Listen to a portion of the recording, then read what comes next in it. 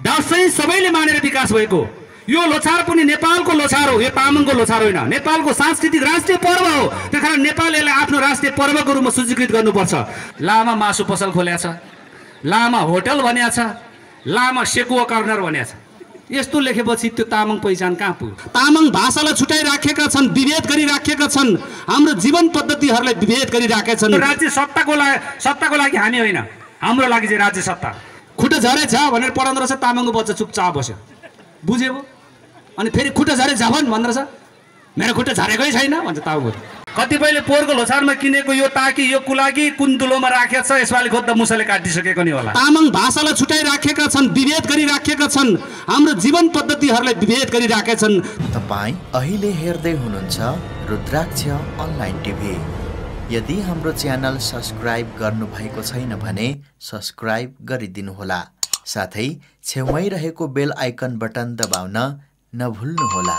को सन्दर्भमा आज नेपालका विभिन्न जिल्ला, विभिन्न गाउँ बस्ती, नगरपालिका, गाउँपालिका, वडाको तह तहमा, चोक चोकमा, गल्ली गल्लीमा तामाङको लोछार नाचिरहेका छन्, जो नेपालमा मात्रै सीमित छैन, राष्ट्रिय अन्तर्राष्ट्रिय रूपमा जहाँ तामाङ जनताले तामाङ स्वाभिमान बचाउनको लागि विश्व जहाँ पुगे पनि त्यहाँ आफ्नो डम्फु बजाई, कोइला भेषभूषा लगाएर आफ्नो लोछारको मौलिकता बचाइराखेका छन्। गर्व लाग्छ। म आज एक हप्ता भइसक्यो आफ्नो घरबाट निस्केको, लोछार खोज्दै जाने क्रममा, लोछारलाई सम्बोधन गर्दै जाने क्रममा भोग तिर्खा मेटाउँदै न राम्रोसँग निदाउन पाएका छन्, न राम्रोसँग नुहाउन पाएका छन्। म हिजो यति बेला नुवाकोट जिल्लाको विदुर नगरपालिकामा थिएँ। अस्तिको दिन म सिन्धुपाल्चोकको लिसेनको पाखर गाउँपालिकामा थिएँ। 28 गतेको दिन मकनपुरको बकैया गाउँपालिकामा थिएँ। आज एक हप्ता भयो मैले घर छोडेको। अभियन्ताको जिन्दगी यस्तो हुँदो रहेछ। लोछार मान्नको लागि, लोछार मनाउनको लागि सबैलाई सिकाउँदै भन्दै देखाउँदै आइरहेका छौँ, तर आफ्नो गाउँमा आफ्ना आमा बुबासँग बसेर, आफ्ना मयङ बुढिङ दिदी बहिनी आइसँग आइसँग बसेर आशीर्वाद थाप्नेलाई लोछारको शुभकामना बाँड्न पाएका छैन। थुप्रै वर्ष भयो हामी अभियन्ताहरू यसै गरी गाउँ गाउँमा, बस्ती बस्तीमा हिँडिरहेका छौँ घेदुङको तर्फबाट। र हिजो म नुवाकोटमा थिएँ। राति 12 बजे काठमाडौँ आइपुगे। जुन कार्यक्रमको प्रमुख अतिथि हुन्थ्यो प्रदेश नम्बर 3 का माननीय उपसभामुख राधिका तामाङ, हामी सँगै थियौँ। त्यो कार्यक्रम सकेर तपाईँको दिङ्लामा जानुपर्छ भने राति नै भए पनि काठमाडौँ आएर बस्यौँ। र बिहान म फेरि फ्लाइटबाट तपाईँहरूको बिचमा आएँ। भोलि बिहान तुरुन्तै फर्किनु छ, फेरि म झापा पुग्नु छ। यो अभियान अझै चल्छ, केही दिनसम्म हाम्रो लोछारको जागरण चलिरहेको छ। यो किन यस्तो गर्नु परेको? तामाङ समाजले, अन्य समुदायले बुझ्नुपर्छ। सबै जाति समुदायले आफ्नो पहिचान खोजिराख्दाखेरि, आफ्नो मूल्य मान्यता र जीवन पद्धति खोजिराख्दाखेरि तामाङले लोछार यो मनाइरहेका छौँ भन्छौँ। तर यो कार्यक्रम, यस्तो कार्यक्रम चाहिँ लोछार मनाएको कार्यक्रम होइन। तपाईहरूले के बुझ्न जरुरी छ भने लोछार त घरमा मनाउने हो। लोछारको आफ्नै मूल्य मान्यता र विशेषता अनुसार कुल पूजा गरेर रिमठिम परम्परा अनुसार मनाउने हो। यो चाहिँ लोछारको सन्दर्भमा शुभकामना आदान प्रदान र सांस्कृतिक कार्यक्रमको आयोजना मात्र गरेका हौँ। यो शुभकामना आदान प्रदान र सांस्कृतिक कार्यक्रम आयोजनाले के सन्देश दिन्छ भने लोछार मनाउने तौर तरिकाको बारेमा, आफ्नो मौलिक जीवन पद्धतिको बारेमा, आफ्नो लय र संस्कार संस्कृतिको मान्यताको बारेमा तपाईहरुलाई जानकारी दिनुपर्छ। त्यसकारणले लोछार घरमा पुग्दाखेरि तपाईको घर आँगनमा दर्जु गाडेको हुनु पर्यो। तपाईले लखाङ सिङखाङहरुलाई सरसफाई गरेर आफ्नो कुल पूजाहरु गरेको हुनु पर्यो। लोखोरले मनसाएको हुनु पर्यो। तपाईको घरमा बाबाहरु, गेङहरु, रोटीहरु, खाप्सेहरु पाकेको हुनु पर्यो। वरिपरिका छरछिमेकलाई बोलाएर टिकाटालो गर्ने, आफूभन्दा माथिबाट मान्यजनहरुबाट आशीर्वाद लिने त्यो कामहरु गरेको हुनु पर्यो। त्यो चाहिँ घरमा लोछार मनाएको हुनु पर्छ। तर यो चाहिँ सांस्कृतिक कार्यक्रम हो। आज सांस्कृतिक कार्यक्रम मार्फत यहाँ थुप्रै वक्ताहरूले बोल्नु परेको, कलाकारहरूले नाच्नु परेको, यो सबै चिजको विज्ञापन नगरेको भए, नसुनाउने यसरी अभियान नचालेको भए, तपाईँ हामी फेरि कलाकारहरू छन् नभनेको भए, गीत सङ्गीतमा नाच्न गाउन पाइन्छ नभनेको भए हाम्रो मान्छेहरूले जुट्नलाई गाह्रै हुन्छ। तामाङ समुदाय त यस्तो हो, नाच्दा नाच्दै 7 दिन 7 रात बितेको थाहा हुँदैन। गालामा हात राखेर गाउन थालेपछि दुःख सुख सबै बिर्सिन्छ। माया र प्रीतिको कुरा त्यही हुन्छ। लत पर्ने र मन पर्ने र नपर्ने भन्ने कुरा त्यही हुन्छ। छुटिने र नछुटिने भन्ने कुरा त्यही हुन्छ। गीत गाउँदा गाउँदै हाम्रा आमा बुबाहरूको बिहे भएर आएको छ। हाम्रो सन्तानहरू त त्यसरी आएका छन्। हाम्रो पुर्खाहरूले, हाम्रा मेमेहरूले त्यसै गरी गीत गाउँदै आएका छन्। त्यसकारणले गीत सङ्गीतमा यति मोह छ तामाङ जनताको, तामाङ समुदायको। त्यो गीत र सङ्गीतमा भएको मोहलाई अब राजनीतिक जागरणतर्फ, सत्ता प्राप्तिको, अधिकार प्राप्तिको जागरणमा त्यसै ढङ्गले सङ्गठित र चेतनामा विकास गर्न जरुरी छ। अघि अन्तिममा तामाङ कलाकारहरूले छुलङ गाउँको गीत गाउनुभयो। आमाले जन्मै हुर्काको छुलङ हाम्रो पुर्खाको गाउँ मने डाँडाको गुम्बामा जाउँ बुद्धको सामु कसम खाउँ कहिले नछुट्ने पिराती लाउने पिराती त कहिले नछुट्ने लाउनु पर्छ भन्छ नि तर राज्य सत्ताले छुटाइराखेका छन् लोछार छुटाइराखेका छन् त्यस कारणले पनि नलागो होला यो 200 मा पाइन्छ किन्दाखेरि यो कुलाकीलाई तागी भन्छौँ हामी तर 200 को टोपी लिएर किनेर लाउनलाई तामाङलाई गाह्रो छ कति महँगो भन्ने छ तर दिङला बजारको कुनै होटलमा गएर 2000 को जाँड खन्छन् र यला ताम भनेर पनि तामाङहरू भन्न सक्छन् यस्तो नेगेटिभ कुरामा फेरि हामी एकदम अगाडि हुन्छौँ कमेन्ट गर्नलाई नकारात्मक सोच्नलाई नकारात्मक भन्नलाई अगाडि एकदम हतार हुन्छ हामीलाई अब त्यो चेतनाले पुग्दैन त्यसकारण जतिले तामाङ गोइला लाउनु भएको छ यो गोइला लाउनेहरूले म सम्मान गर्छु र कतिपय लोछार खोज्ने क्रममा तामाङ गोइला लाछ फेरि तलदेखि माथिसम्म चिरेर लाउने पनि गर्दो रहेछ तामाङ गोइलालाई बिगारेर आफ्नो पोसाकलाई मौलिकतालाई सुन्दरतालाई बिगारेर चिरेर लाउने काम नगर्नु होला हाम्रो पुस्ताले यदि चिरेर लायो भने फेरि तामाङ कविहरूले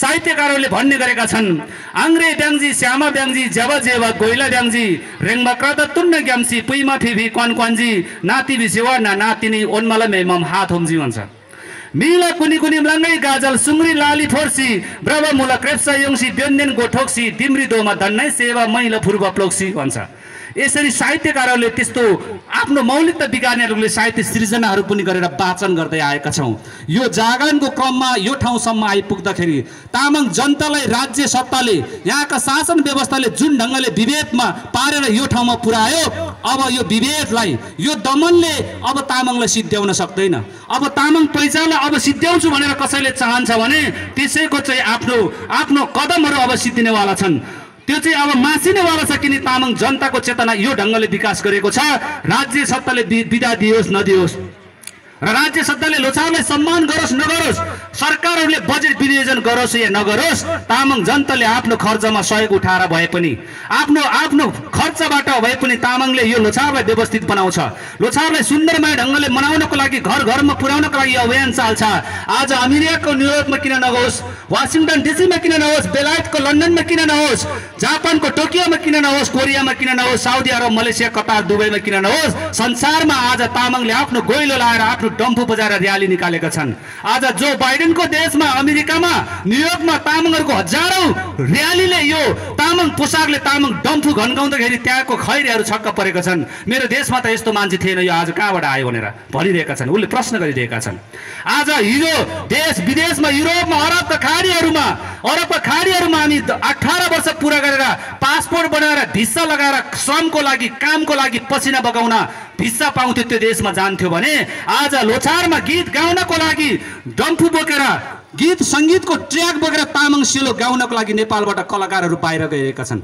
भनेपछि हाम्रो मौलिक पहिचानले हाम्रो कलाले हाम्रो गलाले हाम्रो गीत संगीतले पनि हाम्रो आर्थिक प्रवर्धनको लागि टेवा पुर्याउँदो रहेछ नि म पनि यो अभियानमा लाग्ने क्रममा म अहिलेसम्म कुनै पनि देशमा श्रमको लागि भिसा लगाएर 2 वर्ष 3 वर्षरी मजदुरीको लागि गएको छैन तर यो अभियानमा तामाङ जनतालाई पढाउनको लागि तामाङ पहिचानलाई उन्नति र प्रगतिको पथमा उन्मुख बनाउन विचार प्रवाह गर्नको लागि म देश विदेशका थुप्रै देशहरूमा प्रशिक्षणको हिसाबले पुगेको छु आफ्नो पहिचानले पनि त्यो ठाउँमा पुर्याउँदो रहेछ गर्व गर्नुपर्छ मजदुर धेरैले भन्छ तामाङले आफ्नो भाषा बोल्यो भने आफ्नो मौलिक पहिचान मात्र कुरा गर्यो भने यो जंगलमा फसिन्छ यो जंगली हो प्रगति उन्नतिमा अगाडि बढ्न सक्दैन तामाङ भाषा बोल्नेहरू गाई खाने कुरा र मान्छे खाने कुरा हुनु यो कहीँ पनि चल्दैन यसले विकासको बाटोमा अवरोध गर्छ तामाङ जनता अगाडि जान सक्दैनन् भन्ने उदाहरण दिन्छ यो उदाहरण एउटा हामी पनि हौ हामीले संसारमा यही तामाङ अभियानलाई बोकेर तामाङ पहिचानलाई बोकेर तामाङ कलाकारहरूले आफ्नो आर्थिक मजबुत पनि बनाइसकेका छन् केही महिना अगाडि हाम्रो अन्तर्राष्ट्रिय तामाङको सम्मेलन भयो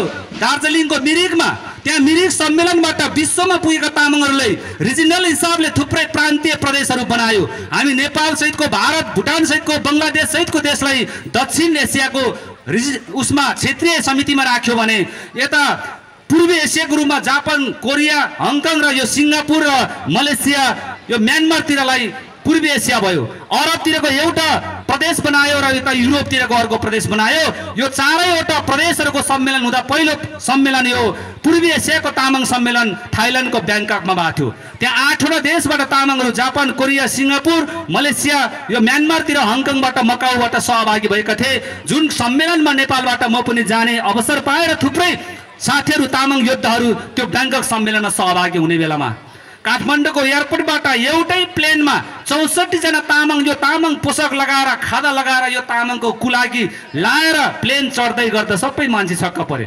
अरू बेला त तामाङ त श्रमको लागि अरबको खाडीमा पसिना बगाउन पो जान्थ्यो त, भिसा हेरेर सबै त्यहाँ त भाषण गर्न, तामाङ एकताको लागि, तामाङ अधिकारको लागि। बाफरे यत्रो तामाङ प्लेन चढेर ब्याङ्कक सम्मेलनमा जाँदैछ।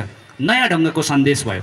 हामी त्यहाँ पुग्यौँ, त्यसपछि हामीले अरब क्षेत्रको सम्मेलन गऱ्यौँ ओमनको मस्कटमा, त्यसपछि युरोप क्षेत्रको सम्मेलन गऱ्यौँ बेल्जियममा। यसरी संसारका तामाङ अहिले एकीकृत भएको छ, जो संसारमा जहाँ पुगेको भए पनि त्यो तामाङले आत्माका साथ गौरवका साथ उसले भन्छ त्यो कहाँको तामाङ, जापानमा पुगेको तामाङ त्यहाँबाट सृष्टि भएको होइन, अमेरिकामा पुगेको तामाङ त्यहीँबाट सृष्टि भयो भएन, जो तामसालिङ भूमिबाट पुगेको हो। त्यसकारण तामसालिङ हाम्रो मुटु हो, तामसालिङ हाम्रो शिर हो, तामसालिङ हाम्रो छाती हो। आज अमेरिकामा तामसालिङको लागि त्यो आवाज उठाइरहेका छन्, जापान कोरियामा त्यो आवाज उठाइरहेका, नेपालमा विभिन्न गाउँ बस्तीबाट त्यो आवाज उठाइरहेका छन्। र सँगसँगै त्यो सम्मेलनहरूमा जाँदा कलाकारहरू मात्र गएनन्, हाम्रो गाउँ बस्तीमा हाम्रो कुललाई सिल्सी गर्ने लाबनहरू लाप्तामा बोम्बोहरू हुन्छ नि, त्यसपछि लामा गुरुहरू हुन्छ। हामी मृत्यु कार्यमा हाम्रो संस्कार गर्ने हामी लामा गुरुहरू हुन्छ, हामीले त्यो गुरुहरू पनि सँगसँगै लगे। आज त्यो 70-80 वर्ष पुगेको बोम्बो मेमेलाई अरबको खाडीमा यहाँको राज्यले काम गर्नको लागि भिसा दिन्छ, त्यो देशमा जान पाउँछ। नेपाल तामाङ युदुग्रा अन्तर्राष्ट्रिय तामाङ परिषद त्यस्तो हो, हाम्रो ताम्बा बोम्बोला लामालाई भिसा दिनको लागि पासपोर्ट बनाएर त्यो देशमा तामाङ जागरणको लागि आफ्नो मौलिक पहिचान सिकाउन हामीले लिएर गयौँ। जो मस्कट सम्मेलनमा, अरबको सम्मेलनमा, मस्कटमा, ओमनको राजधानी मस्कटको सम्मेलन हामीले बोम्बोलाई लिएर गएका थियौँ। पहिलोचोटि गाउँ बस्तीमा बजाउने, सिल गर्दा बजाउने तामाङको ढ्याङ्ग्रोले प्लेन चढ्न पाए यो पटक। नत्र यो देशमा यो त सबै गाई खाने कुरा, मान्छे खाने कुरा, यो रूढिवादी परम्परा उहिलेको कुरा खुइले भनेर दमित गरेको चिज थियो। अन्तर्राष्ट्रिय पहिलोचोटि तामाङले आफ्नो ढ्याङ्ग्रो हेर्न पाए। एयरपोर्टमा पुग्यो, बोम्बोलाई चेकिङ गर्छ, पासपोर्ट देखायो, यो के हो भन्छ, बोम्बोले ढ्याङ्ग्रो भन्छ, अङ्ग्रेजी खैरेले बुझ्दैन। अब त्यो ढ्याङ्ग्रोले के भन्ने, के सिकाउने? अब यो त मटन स्किन हो भने, यो बाख्राको छाला भन्यो, यो भित्र के छ बजाऊ बजाऊ भने बजाएर देखाऊ, ढ्याङढ्याङ गर्छ, भित्र केही छ कि खोलेर हेर्ने भन्छ, खोलेर हेर्छ, ढ्याङ्ग्रो त फुट्छ नि त। उसले बुझ्दैन नि त हाम्रो मौलिक पहिचान। बुझाउँदै लिएर गयो। हामी मस्कट आउनु थियो, हाम्रो फ्लाइट नेपालबाट दुबईको शारजा एयरपोर्टमा थियो। शारजा एयरपोर्ट पुग्यो, शारजा एयरपोर्टबाट फेरि ओमनको मस्कट एयरपोर्टमा आउँदाखेरि त बोम्बोको त त्यो बजाउँदै देखाउँदै आउँदाखेरि त्यो ढ्याङ्ग्रो मात्रै उहाँ पुगेछ, त्यो बजाउने नल्डेङ त कहाँ हराएर छैन एयरपोर्टमा, नल्डेङ छैन। अब भोलि त सम्मेलन छ, त्यहाँ बजाउनु पर्ने, बोम्बोले केले बजाउने? समुद्रको देश छ, जङ्गल कहीँ छैन, लाठी एउटा खोजेर भए पनि नल्डेङ बनाउनलाई। अनि होटलमा हामी बसेका थियौँ, होटलमा अनि यसो भित्तामा हेरेको यस्तै कोड झुन्ड्याउने तारको ह्याङ्गर हुँदो रहेछ त्यहाँ। अनि त्यो तारलाई निकालेर बाङ्गो बनाएर खादाले बाँधेर अनि नल्डेङ बनाएर त्यहाँ ओमनको मस्कटमा हाम्रो बोम्बो नचायौँ हामीले। यसरी हामीले संसारमा थुप्रै ठाउँमा तामाङ पहिचानलाई चिनाउनको लागि हामी त्यो ढङ्गले अगाडि बढिरहेका छौँ। तर यहाँको राज्य शासक सत्ताले, यहाँको राजनीतिक मूलधारका राजनीतिक नेतृत्वले अहिलेसम्म यो विषयवस्तुहरूलाई आफ्नो देशको मौलिक विशेषता, मौलिक गहना हो भन्ने कुरालाई स्वीकार्न सकेको छैन। नेपालको सुन्दरतालाई स्वीकार्न सकेको छैन। उसले के भन्छ भने यो जातिवादी कुरा हो भन्छ, यो साम्प्रदायिक कुरा हो भन्छ। नेपाल भनेको यस्तो देश हो, इजिप्ट पछाडिको विश्वको विविधतायुक्त देश भनेको यो इजिप्ट पहिलो देश हो, दोस्रो नेपाल हो। संसारले नेपाललाई कसरी चिन्छ भन्दा सगरमाथाको देश भनेर चिन्छ, विविधताको देश भनेर चिन्छ र बुद्धको देश भनेर चिन्छ। यो तीनटा चिजले नेपाललाई चिनाउँछ संसारले भन्दा यहाँको शासकले फेरि यो तीनटा चिजलाई चिन्दैन। यसो भएको हुनाले हामीले यहाँका शासकहरूलाई हामीले भनिरहेका छौँ, अब त परिवर्तन भयो, संघीयता आयो, गणतन्त्र, धर्मनिरपेक्षता, समानुपातिक समावेशी र सामाजिक न्याय सबै भयो। अब के पाएन तपाईँले? किन फेरि पनि भनिराख्नु भएको छ हामी माथि उत्पीडन छ, हामी माथि विभेद छ भनेर हामीले प्रश्न गर्छ राज्य सञ्चालकहरूले, राजनीतिक पार्टीको नेतृत्वले त्यो प्रश्न गर्छ। हामी भनिरहेछ अहिले पनि विभेद छ। दसैँ आउँदाखेरि यसै गरी आमसभा गरेर दसैँ आयो यसरी मनाऊ, तिहार आयो यसरी मनाऊ भनेर कसैले कार्यक्रम आयोजना गर्छ? सुनाउँछ नेतृत्वले? सङ्घ संस्थाले आयोजना गर्नुपर्छ? पर्दैन। आज लोछारमा किन सुनाउनु परेको, उधौली उपौलीमा किन सुनाउनु परेको, भिन्तुनामा किन सुनाउनु परेको, माघीमा किन सुनाइराख्नु परेको हामीले भन्दाखेरि हाम्रो त सुनाउने निकाय छैन। राज्यले के गर्छ? पञ्चाङ्ग निर्णायक समितिले दसैँ आयो भने 1 महिना अगाडि उसले दसैँको टिकाको सायद यति बजेर यति मिनटमा हुन्छ भन्छ। अनि रेडियो नेपालले फुक्न लगाउँछ, टेलिभिजनले भन्न लगाउँछ, पत्र पत्रिकामा छापेर आउँछ। हो अनि यो पसलको होटल व्यवसायी अथवा जुनसुकै व्यवसाय गर्नेले आफ्नो सामान बिक्रीमा विजय दशमीको उपलक्ष्यमा यति % छुटमा कपडा बिक्री हुन्छ कि के हुन्छ भन्छ। अनि नेपाल टेलिकमले हामीले रिचार्ज हाल्यो भने विजय दशमीको उपलक्ष्य तपाईँलाई यति % बोनस भनेर बोनस र शुभकामना पठाउँछ, म्यासेज पठाउँछ हामीलाई। लोछारमा पठाउँछ कसैले? हो त्यो नपठाएका कारणले हाम्रो प्रचार गर्ने राज्य नभएको कारणले यो तामाङ घेदिङले यसै गरी कार्यक्रम गरेर सुनाउनु परेको। यहाँ तामाङ बाहेक अरू सबै जाति समुदाय पनि हुनुहुन्छ, बाहुन क्षेत्री पनि हुनुहुन्छ, राज्यका सरकारका स्थानीय सरकारका प्रतिनिधि पनि यहाँ हुनुहुन्छ, उहाँहरूलाई पनि हामीले सुनाउनु परेको। पहिला पहिला के हुन्थ्यो, तामाङहरूलाई के सिकाउँथ्यो भने यो तामाङको मात्रै लोछार हो, यो तामाङले मात्रै मान्ने हो, तामाङको कार्यक्रममा बाहुन क्षेत्री बोलाउने होइन, राई लिम्बू बोलाउने होइन, अन्य अतिथि पनि बोलाउने, तामाङ मात्रै हुनुपर्छ भन्छ। हाम्रो अभियानले के ल्याएको भने यो तामाङले मात्रै मान्न थाल्यो, तामाङको मात्रै भन्न थाल्यो भने यसको विकास हुँदैन। कतिपयले पोहोरको लोछारमा किनेको यो ताकी यो कुलाकी कुन दुलोमा राखेको छ, यसपालि खोज्दा मुसाले काटिसकेको नि होला। त्यो हामीलाई राज्य सत्ताले छुटाएको, हामीलाई राज्य सत्ताले दमिलो पारेर लोपोन्मुख अवस्थामा पुर्याएको कुरालाई फेरि छुलाङ गाउँको जस्तो मायाप्रीति बुद्धको सामु राखेर त्यो राज्य सत्ताबाट खोसेको चिजलाई पुनः स्थापित गर्ने प्रतिबद्धता जाहेर गरौँ।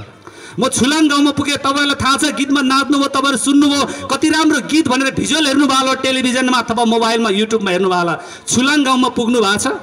कोही छैन। यो लमजुङ जिल्लामा पर्छ छुलाङ गाउँ। म त्यहाँ पुगेँ, त्यहाँ थुप्रै थरका तामाङहरू बस्नुहुन्छ। त्यो त्यहाँको कलाकारले हरियोञ्जनले यो गीत किन बनाएछ भन्दा तामाङमा गीत सङ्गीतमा यति मोह राख्छन्, अनि त्यसको पृष्ठभूमिबाट गीत सङ्गीतप्रतिको यति मोह राख्ने तामाङहरूको पुर्ख्यौली बचाउनु पर्छ, ऐतिहासिकता बचाउनु पर्छ भने गीत बनायो। त्यो गाउँमा यस्तो मेमेमामु रहेछ, गीत गाउँदा गाउँदै मायाप्रीति बस्यो, मायाप्रीति बस्यो भन्दैमा फेरि बिहाबारी त नहुन पनि सक्दो रहेछ नि त। अनि बाबाआमाले अर्कैसँग बिहे गर्नुभयो, जवानीको अवधिभरि उनले एउटा मेमेलाई मन पराउनु, एउटा ममलाई मन पराउनु, गीत गाउँदै हिँड्नुभयो, तर अन्तिममा बिहे हुनेमा मेमेको अर्कैसँग भएछ, ममको अर्कैसँग भएछ। जब त्यो मम चाहिँ अब जीवनको अन्तिम उतारमा पुग्दाखेरि 70 वर्षको अवधि पुगेछ, अनि त्यो अवधि पुग्दा मम त मर्ने बेला भयो नि त, अब आयु सकियो, तर पनि मम त थुप्रै बिरामी थल परियो, सास जान सक्दैन, घिडी मात्रै थियो अरे।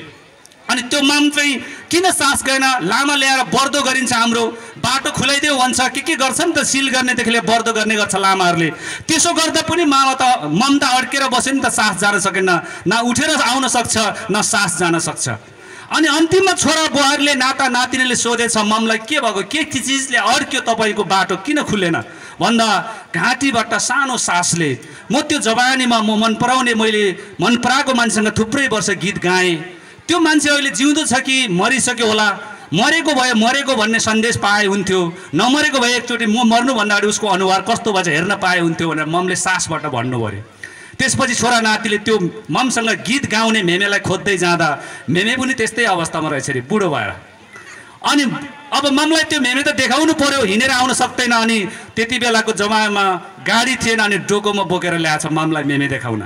अनि लु तपाईँले जवानीमा गीत गाउनु भएको, मेमे आउनुभयो मम भन्दाखेरि मम त हाँ भनेर जुरुक्क उड्नु पऱ्यो कि। यस्तो हुन्छ अरे तामाङको गीत सङ्गीतको मोह, माया प्रीति भन्ने त्यस्तो। त्यसकारणले यस्तो गीत गाउँदा गाउँदै तामाङ समुदाय आज कुन अवस्थामा पुग्यो, भाषा लोपोन्मुख अवस्थामा पुग्यो, संस्कृति लोपोन्मुख अवस्थामा, वेशभूषा सबै हराइसक्यो, रीतिथिति हराइसक्यो, हामी रिमिक्स भइसक्यो। त्यसकारण हामी अप्ठ्यारो ठाउँमा छौँ। आज तामसालिङका तामाङ, पूर्वमा बस्ने तामाङ, हिन्दुस्तानमा इन्डियाका विभिन्न प्रान्तमा बस्ने तामाङ र युरोपका देशहरूमा, अमेरिकामा, अनि Saudi Arab, Qatar, Malaysia, Dubai, Japan, Korea पुगेका तामाङ आज फेरि आफ्नो जीवन लयमा फर्कनको लागि जमर्को गरिरहेका छन्। त्यसकारण हामी अप्ठ्यारो ठाउँमा छौँ। यो लोछार मनाउँदै गर्दा लोछारलाई हामी के पुकार गरिरहेका छौँ, 2857 सालले लाङलोले तामाङ जनताको जीवन पद्धतिमा के लिएर आउनुपर्छ, के परिवर्तन दिनुपर्छ, के चेतना दिनुपर्छ भन्दाखेरि हामीले पुकार गर्छौँ, अप्ठ्यारोरी तामाङ मुला ग्यालम दोस्याउ, घाइते खोरा लाना मुला मलम दोस्याउ। अप्ठ्यारोरी तामाङ मुला ग्यालम दोस्याउ, घाइते खोरा लाना मुला मलम दोस्याउ।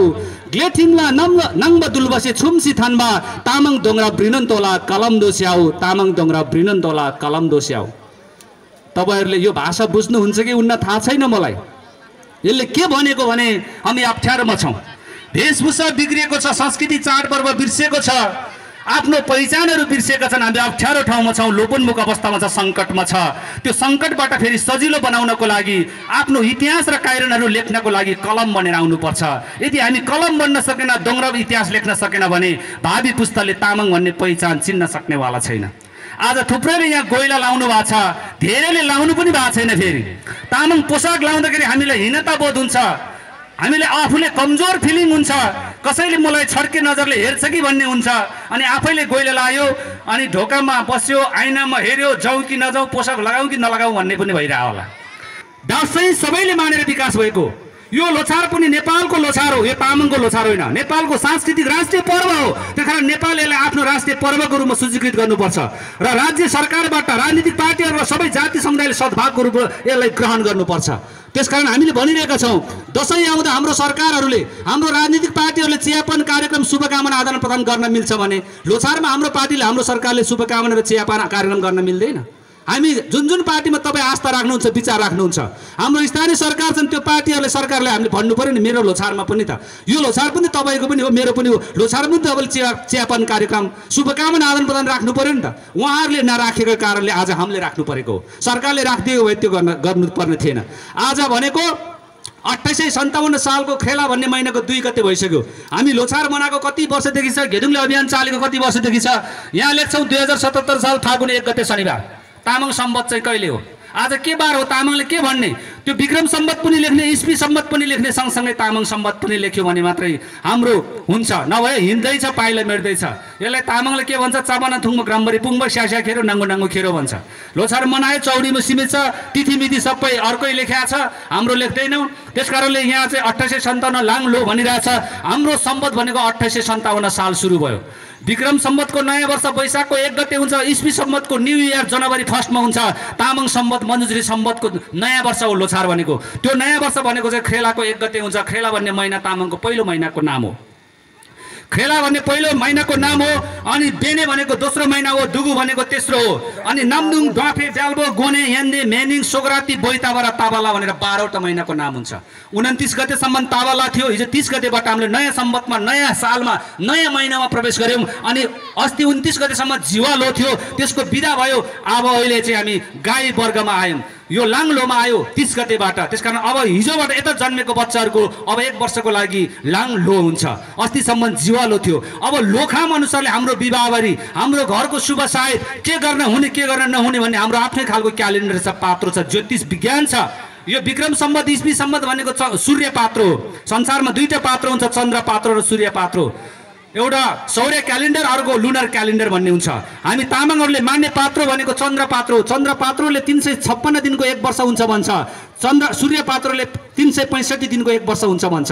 त्यसकारण हाम्रो तिथि र मिति त्यो उसमा मिल्दैन र हाम्रो लोछार कहिले फागुनमा हुन्छ, कहिले माघमा पुग्छ। विक्रम सम्बतमा हेर्दाखेरि कहिलेकाहीँ फेब्रुअरीमा पुग्छ, कहिलेकाहीँ जनवरीमा पनि हुन्छ हाम्रो लोछार। त्यसकारण फेब्रुअरीमा भए पनि, जनवरीमा भए पनि, फागुनमा भए पनि, माघमा भए पनि लोछार कति गते हुन्छ, तामाङ महिनाको खेलाको 1 गते हुन्छ भन्ने बिर्सिनु भएन। अनि हाम्रो मान्छेहरू आफ्नो महिना सम्बतको पात्रो हेरेको छैन, विक्रम सम्बतको पात्रो हेर्छ, इस्वी सम्बतको पात्रो हेर्छ, लोछार कहिले हो भनेर अनि झगडा गरेर बस्छ। लोछार त जहिले पनि खेलाको 1 गते हुन्छ भन्ने बुझ्नु पर्यो। त्यो खेला भन्ने महिना चाहिँ इस्वी सम्बतको जनवरीमा पऱ्यो कि विक्रम सम्बतको माघमा पऱ्यो कि त्यो हेर्न सक्छ। तर खेला भन्ने महिनाको 1 गते चाहिँ हाम्रो लोछार हुन्छ भन्नुभयो। त्यसकारण जनवरी 1 न्यू इयर भनेको कहिले पुसको 15 गते हुन्छ, कहिले पुसको 19 गते पनि पुग्छ, कहिले पुसको 21 गते पनि पुग्छ। त्यो एकै दिनमा हुँदैन हो। त्यसकारणले तामाङ जनताले यो चेतना पहिला आउनु पर्यो। अनि यहाँ भन्ने गर्दै फेरि स्थानीय सरकार हाम्रो छ, राजनीतिक पार्टीहरू हाम्रो छ, सरकार हाम्रो छ। यो परिवर्तन भयो भनेका छौँ। परिवर्तन अझै पनि नयाँ ढङ्गले समानुपातिक समावेश र संहिताको मर्मानुसार चल्न सकेको छैन। पञ्चाङ्ग निर्णय समितिले गरेको विभेदको कुरा गरे। अब पात्रो हेर्नुहोस् न, पात्रोमा गाई गोरुको चाड चाहिँ लेखेको छ, कुकुरको चाड लेखेको छ, चराचुरुङ्गीको कौवाको चाड चाहिँ पात्रोमा लेखेको छ, हाम्रो लेखेको छैन। अनि यो विभेद हो कि होइन? हाम्रो चेतनाले, हाम्रो दिमागले त्यो देख्दैन। विभेद त यहाँनिर भयो नि सरकार। खोइ त हाम्रो लोछार यहाँ त कुकुरको चाड चाहिँ लेखेको छ, गाई गोरुको चाड चाहिँ लेखेको छ, हाम्रो चाहिँ छैन त। किन यस्तो? यो विभेद हो कि होइन? हामी प्रश्न गर्नुपर्ने त्यो हो। हाम्रो पार्टीले प्रश्न गर्नुपर्ने त्यो, हाम्रो सरकारले प्रश्न गर्नुपर्ने कुरा चाहिँ त्यो। अनि हाम्रो चिज छैन। अनि तामाङहरू, जनजातिहरू गर्व गर्छन्, मेरो पार्टीले जित्यो, मेरो पार्टीको सरकार छ, मेरो पार्टी ठुलो छ। छाती पिट्छ। पात्रोमा कुकुरको चाड हुन्छ, हाम्रो हुँदैन। छाती पिट्नुको के अर्थ रह्यो? हामीले प्रश्न गर्ने यहाँनिर हो, क्वेसन गर्ने हाम्रो पार्टीहरूलाई यहाँनिर हो। हामी हरेक पार्टीसँग विचार राखेर बहस गरौँ, टेबल टक गरौँ, लबिङ गरौँ, क्याम्पेनिङ गरौँ। त्यो चेतनाबाट हुन्छ। नाच्ने गाउनेको मोहले तामाङहरू कहाँ पुग्यो? नाच्ने गाउनेमा त तामाङहरू यति चतुर छन्, यति सफल छन्, यति सक्षम छन्, तामाङलाई कसैले जित्न सक्दैन। इन्डियन आइडलमा प्रशान्त तामाङलाई जिताउन सक्छ, नेपाल आइडलमा बुद्ध लामालाई जिताउन सक्छ। चुनाव लडोस् त तामाङले जित्छ? जित्दैन चुनावमा त। आइडल बनाउनुको लागि रातारात मोबाइलमा म्यासेज गरेर भोट मागेका छ हाम्रो मान्छेहरूले बुद्ध लामालाई, प्रशान्त तामाङलाई भनेर। चुनाव लडोस् न, त्यो तामाङलाई भोट माग्छ माग्दैन, उसले बुझ्दैन कुरै। बल्ल बल्ल चुनाव लड्यो, बल्ल बल्ल जित्यो भने सांसद हुन्छ, मन्त्री हुन गाह्रै हुन्छ। बल्ल बल्ल मन्त्री भयो भने शेरबहादुर तामाङ जस्तो 3 महिनामा प्रुफ जान्छ। यो के भएको भन्दा तामाङले राजनीतिक जगदरो बनाएको छैन, तामाङले आफ्नो विचार बनाएको छैन, आफ्नो समुदायलाई केन्द्रित गरेर आफ्नो दृष्टिकोण तयार गर्न सकेको छैन। त्यसकारणले हामी अझै पनि अलमलमा छौँ। नाच्ने गाउनेले जितेर हुँदैन, अधिकार प्राप्तिको लागि त सत्ता जित्नुपर्छ। सत्ता जित्यो भने मात्रै हाम्रो आफ्नो थोक सबै प्राप्त गर्न सक्छौँ। अहिले तामाङ जनतालाई र आदिवासी जनजातिका युवा पिँढीलाई नयाँ पुस्तालाई सोधौँ त, तपाईँ सिंहदरबार जाने कि सिङ्गापुर जाने भनेर सोध्यो भने धेरैले भन्छ हामी त सिङ्गापुर जाने भन्छ। सिंहदरबार हो शासन सत्ता चलाउने, अधिकार बाँड्ने, लेख्ने, दिने नदिने काम सिंहदरबारले गर्छ। हाम्रो युवा पुस्ता सिंहदरबार जान रहर छैन, सिङ्गापुरतिर जाने रहर छ। अनि सिंहदरबार जानेले दण्ड चलाउँछ, सत्ता चलाउँछ, अधिकारको भोग चलन गर्छ। सिङ्गापुर जानेको के हुन्छ? उही 40 कडेसी रमाउला भन्ने गीत मात्रै हुन्छ। अनि 40 कडेसी रमाउला भनेर आउँछ, आउँदाखेरि त रमाउने त अर्कैसँग रमाइसकेको हुन्छ, अनि जिरो हुन्छ। अनि शासन सत्ता कसको हातमा हुन्छ? त्यसकारणले हाम्रो नयाँ चेतना विकास गर्नुपर्छ। लोछारले तामाङ जनतालाई नयाँ सिरामा उठाउनुपर्छ। अब तपाईँहरू पूर्वतिरको यो किराँत प्रदेशतिर आइपुग्नु भएको तामाङ, हामी रोजीरोटीको लागि, जीवन निर्वाह गर्नको लागि, सङ्कटबाट बाँच्नको लागि, जिउनको लागि हामीले आफ्नो थाप थलो भूमिलाई विस्थापित गर्दै छोड्दै हामी संसारका देशहरू पुगे। हामी कोही पूर्व पुग्यौँ, कोही पश्चिम पुगे, कुन जहाँ पुगे पनि तामाङ पहिचान भनेको हामी एकै ठाउँबाट विकास भएर आएको। त्यसकारण जब पूर्व आयो, जब पश्चिम गयो, जब मध्य भागमा भयो, अब ग्लोबलाइजेसनको नाममा, भूमण्डलीकरणको नामबाट सबै हामीले गाँजेको छ, हाम्रो मौलिक पहिचानहरूलाई विनाश गर्दै लगेका छन्। त्यसकारण आज तामाङ के भएको छ? म पूर्वमा आएँ, धेरै तामाङ साथीहरूले सबैले तामाङ मात्र लेख्नु भएको छ। यहाँनिर वीरबहादुर तामाङ छ, यहाँ मोहन तामाङ छ, अर्को मक्कर तामाङ छ, अब अध्यक्षज्यू बुद्धसिंह तामाङ हुनुहुँदो रहेछ। म चाहिँ थिङ भनेर आएँ, थिङ तामाङ भनेर आएको। उहाँहरूको थर चाहिँ के छ थाहा छैन, न हामी दाजुभाइ पर्ने, न चाहिँ कुटुम्ब पर्ने, न आसँगाईको छोराछोरी पर्ने, त्यो थाहा छैन। थर नलेखेपछि फेरि कुटुम्ब खुल्दैन तामाङको।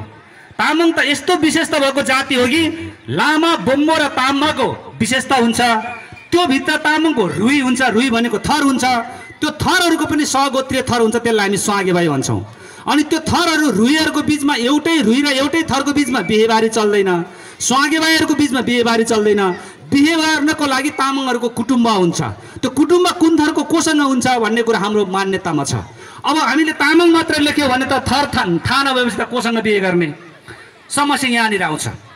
अनि लामा र बोम्बो भनेका छौँ, कुलको काम गर्ने बोम्बो हुन्छ, मृत्युपरान्त काम गर्ने, संस्कृतिको काम गर्ने लामा हुन्छ, यो रिमझिम परम्पराको काम गर्ने चाहिँ ताम्बा हुन्छ। ताम्बा, बोम्बो र लामा भनेको थर होइन। अहिले चाहिँ धेरैले लामालाई थर बनायो।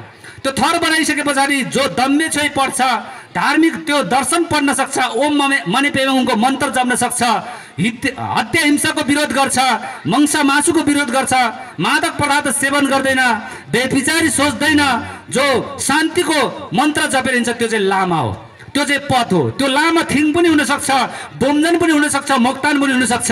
आज त्यो बोम्जन मोक्तान भन्ने सक्यो, अब लामा मात्र लेखेपछि त्यो लामा कुन जातिको लामा पनि खुल्दैन, कुन थरको लामा पनि खुल्दैन। त्यो नखुलेपछि उसको कुटुम्ब पनि खुल्दैन। अब लामा त शेर्पामा पनि हुन्छ, लामा त गुरुङमा पनि हुन्छ। अब त्यो तामाङले लामा लेखेपछि अब त्यो लामा त के हो के? अब मन्त्र पढ्न आउँछ कि आउँदैन, त्यो मन्त्र जप्ने कुरा थाहा छ कि थाहा छैन। अनि लामा हत्या हिंसाको विरोधी, काटमारको विरोधी हुन्छ भन्दै जो पाए त्यही लामा लेख्या छ। अनि बजारमा हेर्छु त लामा मासु पसल भनेर पसल खोल्या छ, लामा मासु पसल खोल्या छ, लामा होटल भन्या छ, लामा सेकुवा कर्नर भन्या छ। यस्तो लेखेपछि त्यो तामाङ पहिचान कहाँ पुग्यो? लामा चाहिँ सेकुवा कर्नर खोल्ने, मासु पसल खोलेपछि गुम्बामा को बस्छ? यो विकृति हाम्रो समुदायमा भित्रिएको छ, यो चेन्ज गर्नुपर्छ। लोछारले यस्तै सन्देश ल्याउनुपर्छ भनेको। नाच्ने गाउनेमा चाहिँ जितेर भयो, यो पहिचान चाहिँ कहाँ पुग्यो? त्यसकारण तामाङको थर हुन्छ, थर पछि स्वागेबाई हुन्छ, त्यसपछि तामाङको जाति भनेको तामाङ हो। त्यसकारण तामाङ थर लेखेर तामाङ लेख्नुपर्छ। थर लेखेन भने कुटुम्ब हराउँछ, अनि बिहेबारी कोसँग गर्ने भन्ने हुन्छ।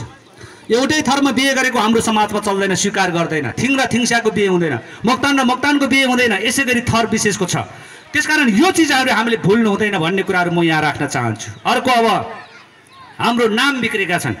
अहिले तामाङको नाम छैन। मेरो नाम पनि काजीमान भनेको मैले राखेँ होइन। त्यति बेला काजी साहबहरू चाहिँ दरो मान्छे हुन्छ भनेर उसको काजीसँग जोडेर तुलना गरेको हाम्रो आमा बाउले नाम राख्दाखेरि, अर्काको नामसँग चाहिँ तुलना गरेका के। अहिले धेरैले नामहरू राजाको नामसँग महेन्द्र, वीरेन्द्र, दिपेन्द्र भनेर राख्छ नि, त्यो राजाको छोराछोरीसँग दाँजेको। ऊ चाहिँ ठुलो हुन्छ हामी चाहिँ कमजोर भन्ने त्यो चिन्तन त्यो मनस्थिति के। कति राम्रो तामाङ नि देख्यो भने धेरैले के भन्छ, मान्छे चाहिँ तामाङको छोरी रहेछ कति राम्रो है, बाहुनी जस्तो भन्छ। बाहुनी चाहिँ राम्रो हुन्छ भन्ने मानसिक सिकाएको छ हामीलाई। अनि गीत सङ्गीतमा नाच्छ, कलाकारले गीत त्यस्तै बनाइदिएछ, दिनको 3 चोटि त्यही गीत हामीलाई सुनाउँछ रेडियोले, हाम्रो गीत सुनाउँदैन। त्यही दिनको 3 चोटि कस्तो गीत सुनाउँछ हाम्रो गाउँमा रेडियोले, रातो रातो खोर्सानी पिरो छ, छेत्रीको छोरा हिरो छ भनेर सिकाउँछ। छेत्रीको छोरा मात्र हिरो हुन्छ, तामाङको राईलिनको छोरा हिरो हुँदैन। लोछार आयो नाच्यो, तामाङहरू नाचेको ठाउँमा गएको लोछार हेर्न, तामाङको छोरा भेषभूषा लगाएर नाचेछ, गीत चाहिँ छेत्रीको छोरा हिरो छ भनेर नाचेछ। नाच्न चाहिँ तामाङै नाच्छ फेरि त्यहाँ। यो खालको चेतना परिवर्तन गर्नु छ, नाच्ने गाउनेमादेखि लिएर।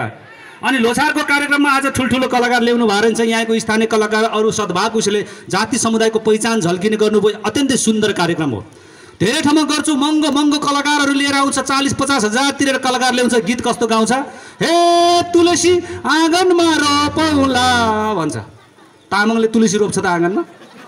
तामाङले त दर्जीको रोप्छ त आँगनमा, त दर्जीको रोप्छ त। हे दर्जु आँगनमा गाडौँला भन्ने गीत गाउने मान्छे पो चाहेको त हामीलाई त। हाम्रो पहिचान त त्यहाँनिर हुनुपर्ने। अनि यो ढङ्गले हाम्रो चेतनाको विकास गर्न जरुरी छ। हाम्रो पुस्ताले नयाँ ढङ्गले उठ्नु छ। अब पढ्दै लेख्दै गर्दा राज्य संरचनाले अहिलेसम्म एकात्मक चिज मात्रै सिकायो, एकात्मक चिज मात्रै पढायो। उसको भाषा अड्डा अदालतमा चल्ने, विद्यालयमा चल्ने, पठन पाठन चल्ने। हाम्रो भाषा बोल्यो भने गाई खाने कुरा, मान्छे खाने कुरा काहीँ नचल्ने भएपछि त हाम्रो त छोड्नु पऱ्यो नि त बोल्न। 4 वर्ण 36 जातको साझा फुलबारी भन्ने, एक जाति एक भाषा एक धर्म संस्कृतिको तोरीबारी बनाउने।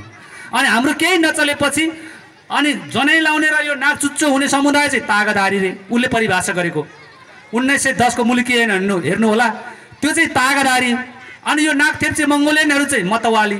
मतवालीमा पनि मिल्छ गरी मतवाली एक हुन्छ भनेर दुईटै क्याटेगोरी बनाइदिएछ, एउटा मासिने मतवाली, अर्को नमासिने मतवाली। भन्छ मासिने भन्दा नमासिने त ठुलो भयो नि त। अनि त्यो मासिने मतवालीमा चाहिँ तामाङलाई राखेको। तामाङ चाहिँ मास्न पाउने, काट्न पाउने, बेच्न पाउने। तामाङको छोरीले बम्बई कोठीमा लाने इस्तिसारै जारी गरेको छ त्यो बेलामा। त्यो छोरी चाहिँ बेच्न पाउने। अनि तामाङले काम लगाउनु पर्ने, काम लगाउन नपाउने, ज्याला दिने नपर्ने, खाना दिएपछि पुग्ने। कानुनमा त्यस्तो व्यवस्था गरे। अनि एक थरी समुदायलाई चाहिँ दलित बनाएर दलानमा राखेर पानी नचल्ने अछुत बनाइदियो। अब दलितमा पनि थुप्रै समुदाय छ। त्यो दलित एक भयो भने त फेरि काटमार सुरु होला, शक्ति सञ्चय गर्छ भनेर कति बाटो हेर्नु न। दलितमा पनि 4-5 वटा, सार्की अलि ठुलो, दमाई अलि तल, कामी अलि बिचमा बनाइदियो। अब त्यो कामीले दमाईभन्दा मोठुलो भन्दो रहेछ, सार्कीले सबैभन्दा मोठुलो भन्दा उनीहरू कहिले मिल्दैन नि, होइन? दमाईले सुको कामीले नखाने, कामीले सुको सार्कीले नखाने, यस्तो बनाएर कति विभाजित गरेको छ जातिहरूलाई। अब तामाङ त मासिने भएपछि त मासिने भयो नि त। त्यो मासिनुभन्दा बरु जोगिनु पर्यो। जोगिनुको लागि त एक थरी तामाङले जात परिवर्तन गर्नु पर्यो, थर परिवर्तन गर्नु। म तामाङ होइन भनेर उसले घलेर गुरुङ लेखे। त्यति बेला लेख्न सुरु भएको तामाङहरूले लामा भन्छ, तामाङ भएन त्यो कुन जातिको फुलले मास्न पाएन नि त लामालाई। अनि एक थरी तामाङले चाहिँ अब मासिन्छ, बरु जात र थर पुनि परिवर्तन नगर्ने, आफ्नो रिमझिम परम्परा मूल्य मान्यता जोगाइराख्छु, बरु यो राज्यको मान्छेले नदेख्ने ठाउँमा म लुकेर बस्छु, म भाग्छु भनेर भागी बोकेर खान्छु, लुकेर खान्छु, खोरिया फाँड्छु भनेर यो डाँडा पाखामा आएका। त्यति बेला हो हाम्रो पुर्खाहरू भाग्दै आउने क्रममा यहाँ आइपुगेको। तपाईँहरू पनि यो सजिलो ढङ्गले यहाँ आइपुगेको होइनन्। धेरैले भन्छ तामाङहरू यो डाँडा पाखामा भित्तामा किन पुग्यो अप्ठ्यारोमा भन्दाखेरि यो सम्म ठाउँमा काम गर्दाखेरि चाहिँ निहुरेर काम खन्नुपर्छ, त्यसरी निहुरेर खन्दाखेरि ढाड दुख्छ भनेर तामाङ चाहिँ भित्ता खन्न गएको रे भन्छ। त्यस्तो होइन, यो त बाध्यताले यो ठाउँमा आइपुगेको। त्यसकारण हामीले इतिहास र दोङ्ग्राबलाई खोज्ने क्रममा छिपिङ पिङला वाइथेसी मैला रागु बङ्गाबा बोम्बो मेमेला सेराब्री आखे मेमेला दङ्गाबा, छिपिङ पिङला वाइथेसी मैला रागु बङ्गाबा बोम्बो मेमेला सेराब्री आखे मेमेला दङ्गाबा, बोम्बो मेमेला सेराब्री आखे मेमेला दङ्गाबा, ओनमा मेमे रेन्जिनमी दोजिम लानी छाङमलामा लाला जामे गङसलमो मेमेदा मासुई चङ्गाबा, बोम्बो मेमेला सेराब्री आखे मेमेला दङ्गाबा। हामीले यो चेतनाबाट आफ्नो समुदायलाई फेरि परिमार्जन गर्न जरुरी छ। धेरै ठाउँमा हाम्रो विभूतिहरूको नाममा केही नामकरण गर्न सकेनौँ। अहिले सडानन्द नगरपालिका बनेको यहाँको राईको एउटा चाहिँ अग्रज व्यक्तित्व हुनुपर्छ, विद्वान मान्छे हुनुपर्छ, उहाँको नाममा यो नगरपालिकाको नामकरण भएछ। यो गर्वको विषय, हामीले गर्व गर्नुपर्छ। तामाङको त्यस्तो छैन, काहीँ पनि लेख्दैन तामाङलाई त। तामाङ त उत्पिटै नपरेको, मासिने मतवालीमा राखेको, जागिर खानु भन्यो भने पिपामा दिने, पिपाभन्दा माथि जान नपाउने। त्यस कारणले यस्तो अवस्थामा तामाङलाई दमित गरेको कारणले तामाङले सबै आफ्नो थोक बिर्स्यो। जति बेला रिन्जिन दोर्जे भन्ने तामाङको सत्ता थियो, ग्ले थियो, त्यो बेलासम्म तामाङले गिङी सोम्ब्ली गाडु स्प्रे भन्थ्यो। जब एकात्मक राज्य व्यवस्थाको पछि आधुनिक नेपाल बन्यो, त्यसपछि हामीलाई 1 2 3 4 5 भन्ने पढायो। अहिले आएर हामीले के सिकाउँछ 1 2 3 4 सिकाइरहेछ। हिजो हामी लनिरे दिनिरे नरे मिरे सुङ्रे भन्थ्यौँ, हामीलाई आधुनिक नेपालले आइतबार सोमबार मङ्गलबार भन्यो। अब त्यो पनि छोडेर हाम्रो पुस्ताहरू सन्डे मन्डे ट्युसडे पढिरहेछ। होइन हामी यस्ता हिजो हामी आप्पा आमा जो आले आसँगाङ्गी नाना भन्थ्यौँ, अब अहिले त्यही छैन। माता पिता काका काकी मम्मी आमा बुवा यस्तो सिकायो, अहिले त मम्मी ड्याडी अङ्कल आन्टी भन्नेतिर सिकाइरहेछ। हाम्रो पुर्खाको इतिहास दोङ्ग्राफहरू रेङ्जेन दोर्जेको जन्मदिन कहिले पेङ दोर्जेको जन्मदिन कहिले हो भने हाम्रो सन्तानलाई थाहा छैन, तर हाम्रो सन्तानलाई भ्यालेन्टाइन डे चाहिँ पहिले थाहा हुन्छ, शुभकामना बाँडिहाल्छ। हो यस कारणले हाम्रो चेतनामा नयाँ विकास गर्न जरुरी छ भनेका लोछारले यो नयाँ सन्देश ल्याउनुपर्छ भनेको। तामाङको नामहरू अघि नाम बिग्रेको कुराकानी गरे, रामबहादुर श्यामबहादुर वीरबहादुर भन्ने छ, लक्ष्मण भन्ने छ, सीता मालती पार्वती भनेर तामाङ छोरीहरूको नाम आछ। किनकि आफ्नो बारमा आफ्नो राशिमा जन्मेको भयो भने आफ्नो नाम आउनु, उसैको नाम प्रयोग गरेर चाहिँ आइतबारमा जन्मेको आइते, सोमबारको सोमे, मङ्गलबारको मङ्गलले त भइहाल्यो नि। त्यस्तो गरी नाम आछ। अहिले म अस्ति पश्चिम गएको, एउटा तामाङ त कार्यक्रम सञ्चालक, तामाङको नाम त माइकल तामाङ रे। किन माइकल तामाङ भयो भन्दा म त मन्डेमा जन्मेको अरे। अब तामाङको बारमा जन्मेको हुन् त मन्डेमा जन्मिन्छ त माइकल भयो नि त। हामी त लनिरे दिनिरे मिरे नरे सुङ्रे भन्नेमा जन्मिनु पऱ्यो नि। त्यस कारण लनिमेन्दो दिनिमेन्दो भन्ने हाम्रो तामाङको नामहरू आउन सक्छ। हाम्रो नयाँ आफ्नो सामुदायिक हिसाबले आफ्नो पहिचान झल्किने नामहरू आउन सक्छ। त्यसरी हो। अब पढाइ लेखाइ गर्यो, पछिल्लो जमानामा राज्यले हाम्रो थरहरू परिवर्तन बिग्रिँदै जानुको एउटा कारण तामाङको शुद्ध थर घ्लान हुन्छ, अहिले घलान भयो। शुद्ध थर त बोमजन हो, अहिले बमजन भयो, पछिबाट त भोमजन लेख्न थालेछ। तामाङको शुद्ध थर त दोङ हो, अहिले धोङ भयो। भ्लोन हुनुपर्ने भोलोन भयो। गोले हुनुपर्ने घोले लेखेछ, घोलेबाट गुले लेखेछ। सर्लाहीमा अब मधेसीलाई तामाङको थर लेख्न आउँदैन, मधेसी हुन्छ नि लेख्ने ठाउँमा, गोले र गुले उस्तै हो भने उसले गुले लेख्दैछ। अब राई लिम्बूको पनि यहाँ थुप्रै थरहरू कस्तो कठिन हुन्छ, तामाङलाई लेख्न लगायो भने लेख्न आउँदैन। अब हाम्रो थर शुद्ध लेख्न नसक्ने मान्छे जान्ने, हामी चाहिँ नजान्ने भन्छ उसले। तामाङहरू जनजातिहरू यो मङ्गोलियनहरू राई लिम्बूहरू पढे लेखा भए पो जान्ने हुनु भन्छ। उसले हाम्रो थर शुद्ध लेख्न आउँदैन, उसले जान्ने भन्छ फेरि। अनि घ्लान लेख्नु भने घलान लेख्थ्यो, भ्लोन लेख्नु भने भोलन लेख्थ्यो। यसरी बिगारे थरहरू। अनि पढ्दै जाँदा हामी के भइरहेछ, अहिले पढाउँदो रहेछ तामाङ गाउँमा स्कुलमा पढ्ने विद्यार्थी सबै तामाङको, किताब हुन्छ नेपाली भाषाको, मास्टर हुन्छ मधेसी। अनि जुत्ता भन्नेले जुत भनिदिन्छ उहाँले, स्थानीय भन्नेले अस्थानीय भनिदिन्छ। अनि तामाङको बच्चाले बुझ्छ। खुट्टा झरेछ भनेर पढाउँदो रहेछ, तामाङको बच्चा चुपचाप बस्यो, बुझ्यो। अनि फेरि खुट्टा झरेछ भन् भन्दो रहेछ, मेरो खुट्टा झरेकै छैन भन्छ तामाङको। अब त्यस्तो पढाइले हुन्छ त? यो विभेद यहाँनिर हो, पाठ्यक्रम पाठ्यवस्तु त्यस्तो। अनि क्वेसनमा ढेडीको चित्र राखेछ ठ्याक्क, क्वेसनमा ढेडीको चित्र छ, यो जनावरको नाम के हो लेखा भनेछ, तामाङ बच्चाले हुडी भनेर उत्तर लेखिदिएछ। तामाङले हुडी भन्दो रहेछ, त्यहाँ हुडी भनेर उत्तर लेखिदियो, कपी जान्ने मास्टरले हुडी बुझेन, तामाङ त फेल भयो नि, सही उत्तर दिएन भनेर। तामाङले त सही उत्तर दिएछ, कपी जान्ने मान्छेले पनि नजानेको त। त्यहाँ त राज्य व्यवस्था चाहिँ फेल, त्यहाँको मास्टर फेल, तामाङले सही उत्तर दिएछ, तामाङ फेल। अनि दोष दिन्छ कर्म र भाग्यलाई। दोष त यो राज्य सत्ताको संरचना दोष हो नि। हामीलाई फेल त संरचनाले गरेको छ, दोषी त राज्य सत्ता हो नि। अनि लोकसेवा पास गरेपछि निजामती कर्मचारी हुने, थाई जागिर पाउने भन्ने छ, मन्त्रालयको सचिव सिडिओ हुने, प्रशासकीय अधिकृत हुने, लोकसेवा पास गर्नुपर्छ भन्छ। लोकसेवा पास गर्न जनजातिलाई कति गाह्रो छ, मधेसीले कति गाह्रो छ। क्वेसन राखिदिन्छ, बाहुनले वेद पढ्दाखेरि उछिटिएको थुकलाई के भन्छ भनेर सोध्छ। अब त्यसमा तामाङ र जनजाति पास हुन्छ त? बाहुनको वेद पढ्दाखेरि उछिटिएको थुक हामीलाई थाहा हुन्छ त? त्यो त वेद पढ्ने बाहुनको छोरालाई पो थाहा हुन्छ त। अनि उही पास हुन्छ र ऊ मन्त्रालयको सचिव हुन्छ, सिडिओ भएर आउँछ।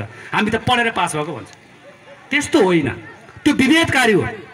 त्यस्तो हो भन्दा इतिहासमा मासिने मतवालीको दर्जा दिएको तामाङको सन्तान काजीमान थिङ पनि लोकसेवा आयोगमा क्वेसन बनाउन पायो र कपी जान्न पायो भने म पनि त्यो मन्त्रालयको सचिवलाई फेल गराइदिन्छु नि त।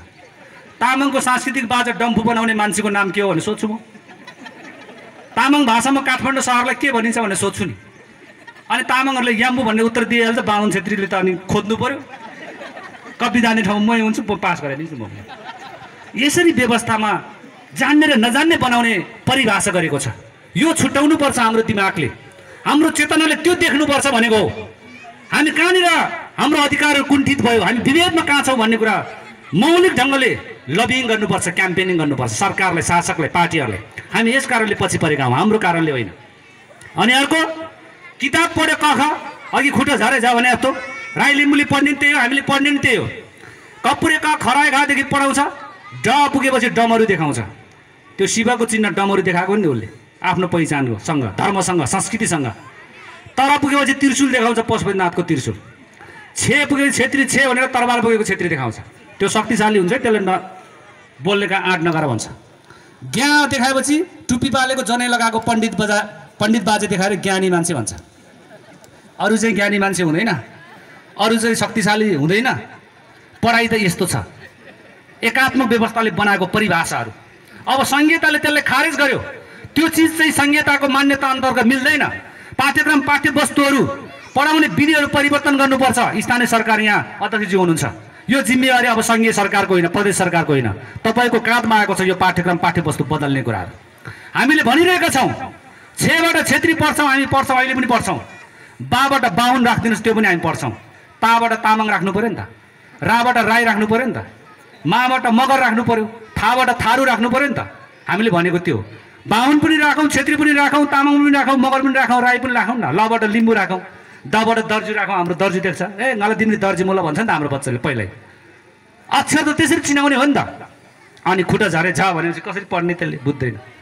अनि हाम्रोतिर स्थानीय सरकारले अहिले परिमार्जन गरेको छ पाठ्यक्रम पाठ्यवस्तु। म सिन्धुली जिल्लाको मरिन गाउँपालिकामा बस्छु। त्यहाँको सरकारले नयाँ पाठ्यक्रम लागू गरिसक्यो। अनि त्यहाँ सुरु हुन्छ पढाइ, काग्याम कावा फ्याङ्सी फ्याङ्सी हाउ, खाग्याम खारुबा कान युसी चाउ, गाग्याम गल्ला टाङ्गा युवासे, गाग्याम गाल्डेङ आरपसे, चाग्याम चाम तोरमान ब्रावाग्याम, छाग्याम छाङ छेसिङ पुइबा ताङ भनेर पढाउँछ त्यहाँ। अनि यसरी पढायो भने त तामाङको बच्चा त 10 बजे होइन 8 बजे जान्छ स्कुलमा। अब त खुट्टा झरे झा सिकाएपछि त किन जाने, बुझ्यो जान्थ्यो। पहिला बुझ्नु पर्यो उसलाई शिक्षा के हो भन्ने कुरो दिनको लागि सरकारको नीतिले तान्नु पर्यो। पढाउने मास्टरले जान्नु पर्यो। त्यो मास्टर त चाहे मधेसी होस् चाहे बाहुन छेत्री होस्, त्यो तामाङ बच्चाको लागि तलब खुवाएर राखेको हो नि त राज्यले। त्यो मास्टर भनेको बच्चाको लागि हो, मास्टरको लागि बच्चा होइन। त्यस कारण यो राज्य सत्ताको लागि हामी होइन, हाम्रो लागि चाहिँ राज्य सत्ता। हामी राजनीतिक पार्टीहरूको लागि होइन, हाम्रो लागि चाहिँ राजनीतिक पार्टी हो।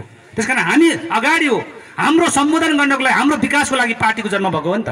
त्यस कारणले राज्य सत्ताको जन्म भएको हो। त्यसकारण भौतिकवादले के भन्छ, द्वन्द्वात्मक भौतिकवादले के भन्छ भन्दा पहिला पदार्थ हो, त्यसपछि चेतना हो भन्छ नि त। त्यसकारण पहिले राज्य सत्ता र पार्टी होइन, पहिला त वस्तु भनेको त्यो समाज हो नि त। यो समाज जसरी रङ्गीन छ, इन्द्रिय आकारको जो रङ्गीन समाज छ, यो रङ्गीन समाज हरेक पार्टीमा हरेक सरकारमा देखिनुपर्छ। त्यसको नीति कार्यक्रम नीति सम्पादनमा त्यो हामीले पाउनुपर्छ भन्ने कुराहरू राज्य सञ्चालकहरूले बुझ्न जरुरी छ, हुनुपर्छ भन्ने कुरा हो। त्यसकारण राजनीतिक पार्टीहरूलाई जब जब सङ्कट पर्छ त्यति बेला नै आदिवासी जनजातिको भेला गर्छ। अहिले नेकपाको 2/3 सरकार हुँदाखेरि सबै चाडपर्वहरूको बिदा कटौती गर्यो। अब त 2/3 भयो नि त, जङ्गल तर्यो, लौरो त बिर्स्यो नि, किन चाहियो त जातिवादी कुरा भन्ने थियो। 2/3 पुगेपछि सबै बिदा काट्यो। हिजोको दिन फेरि यो सरकारले, ओली सरकारले सोनाम लोछारलाई 1 दिन बिदा भन्यो। तपाईँहरूतिर आयो त्यो सन्देश। अस्ति चाहिँ काट्ने, अहिले चाहिँ किन दिनु परेको? अहिले त सङ्कट भयो नि त उसलाई। फेरि सङ्कट भएपछि त फेरि आदिवासी जनजातिले भेला गर्छ। 2/3 पक्षले आदिवासी जनजातिको अस्ति भेला गरिसक्यो। अस्तिसम्म जनजाति हुने केही होइन, जातिवादी कुरा अब समृद्धि हुन्छ, केही नगर्नु भन्थ्यो। अहिले उसले चाह्यो नि त जनजाति। त्यसकारण यो विषयमा चेतनशील हुन जरुरी छ। हामी कहिले दिन मिल्ने, कहिले लिन मिल्ने, कहिले खोज्न मिल्ने, बसभन्दा बस्ने, उठभन्दा उठ्ने मान्छे हो। हामी त स्वाभिमानी जाति हो। त्यसकारण हामीले चुनौतीका साथ भन्नुपर्छ। राज्य व्यवस्था अगाडि बढोस् भन्ने हाम्रो चाहना थियो। 2/3 जनमतको सरकारले अग्रगमन दिशामा लान्छ भन्ने थियो ओली सरकारले। अहिलेको सङ्घीय व्यवस्थाले प्राप्त गरेको यो धर्मनिरपेक्षता, समानुपातिक, समावेशी न्यायको जो सिद्धान्तवाला संविधान थियो त्यसलाई कुठाराघात गरेको छ, च्यातिएको छ। फेरि पनि यो अदालतबाट यसलाई पुनस्थापित गर्छ कि भन्ने आशामा हामी उत्पीडित जाति समुदायहरू फेरि आशावादी छौँ। हामी आन्दोलन पनि छौँ। हाम्रो मौलिक हकहरू फेरि यो सरकारले खोजिँदैछ। यो सरकारले फेरि निरङ्कुशतिर, प्रतिगमनतिर, पछाडि फर्काउनेतिर छ। जब पछाडि फर्क्यो त्यति हामी उत्पीडित जातिहरूको अधिकारहरू कुण्ठित हुँदै जान्छ। जब देश अग्रगमनतिर गयो त्यति हाम्रो अधिकारहरू प्राप्त गर्दै जान्छौँ। जति बेला हाम्रो मान्छेहरूको चिन्तन फेरि यस्तो पनि छ कि हामी सेतोलाई सेतो भन्न नसक्ने, कालोलाई कालो भन्न नसक्ने पनि हाम्रो आँखा छ कि। जुन जोगी आयो भने उस्तै कानै चिरेका भन्छ। कहाँ उस्तै छौँ त? 2051 सालमा मनमोहन अधिकारी पहिलो अल्पमतको 9 महिने सरकार हुँदा होइन लोछारले 1 दिनको बिदा पाएको। अनि जोगी एउटै भयो। मनमोहन सरकारले 1 दिन तामाङ समुदायको लागि मात्रै भनेर, त्यति बेला सार्वजनिक सिंहै बिदा हुँदैन थियो, 1 दिन तामाङ समुदायको लागि भनेर सोनाम लोछारलाई बिदा दियो। जब 64 साल पछाडि प्रचण्ड सरकारमा आयो त्यसपछि सबै जातिको पर्वहरूलाई देशैभरिका समुदायले एकै दिन, उधौली उभौलीमा पनि अब हाम्रोतिर राई लिम्बू नभए पनि त्यहाँ पनि बिदा भयो। अब तराईतिर तामाङ नभने सोनाम सरको बिदा भयो, त्यो सिंगै पर्वले बिदा पायो। जब फेरि 72 पछाडि संविधान जारी भयो, 74 को सरकार बन्यो, बहुमत आयो, फेरि त्यसले कटौती गर्यो। अनि जोगी एउटै भयो त? हेर्ने आँखा परिवर्तन गर्नुपर्छ। हिजो तपाईँ हामीलाई मनमोहन अधिकारीले सुरु गरेको 100 रुपियाँको भत्ता पहिला थिएन नि त। 100 रुपियाँको भत्ता सुरु गर्ने पनि जोगी एउटै, दिँदै नदिने पनि जोगी एउटै हुन्छ। हाम्रो आँखाले त्यो देख्नु पर्यो। अनि त्यो 100बाट अहिले 3000 मा पुग्यो। दलितहरूलाई 60 वर्ष पुग्ने बित्तिकै 2000 पाएको छ। महिला दिदीबहिनीहरू एकल महिला हुने बित्तिकै त्यसको जीवन रक्षाको लागि त्यहाँ सामाजिक सुरक्षा भत्ता प्राप्त गरेका छन्। 60-70 वर्ष पुगेकाहरूले त्यो पाएका छन्। अनि जोगी कसरी उस्तै भयो? हिजो थिएन, अहिले थियो।